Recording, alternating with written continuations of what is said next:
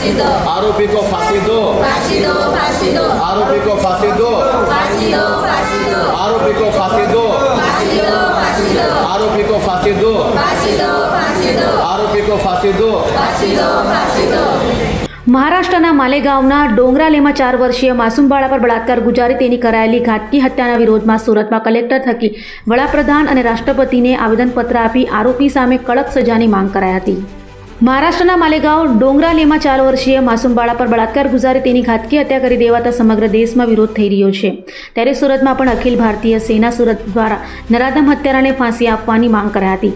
અખિલ ભારતીય સેના સુરત દ્વારા સુરત કલેક્ટર થકી રાષ્ટ્રપતિ અને વડાપ્રધાન સહિત ઉચ્ચ અધિકારીઓને સંબોધીને આવેદનપત્ર આપી આરોપી સામે કડકમાં કડક અને વહેલી તકે કાર્યવાહી કરવા માંગ કરાઈ હતી।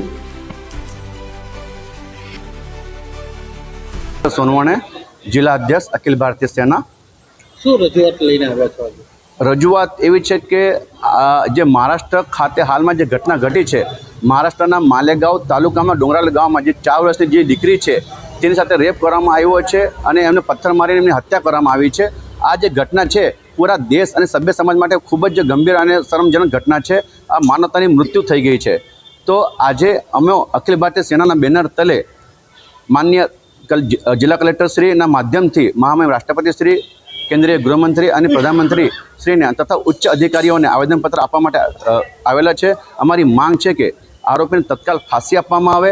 આરોપી અને જે કંઈ કાયદામાં જે કંઈ પ્રાવધાન કડકમાં કડક સજા હોય તે સજા એમને આપવામાં આવે। બીજી વાર આવી કંઈક ઘટના ન ઘટે તે માટે સરકારશ્રીએ કંઈક નવા કાયદાઓ ઘડી કંઈક નવું પ્રાવધાન કરવામાં આવે અને સમાજે પણ આગળ આવીને પોતાના બાળકોને પણ એવી શિક્ષા આપવી જોઈએ કે જે નાની બાળકીઓને અને એટલે મહિલાઓની ઇજ્જત કરે, એમનું માન સન્માન જાળવે।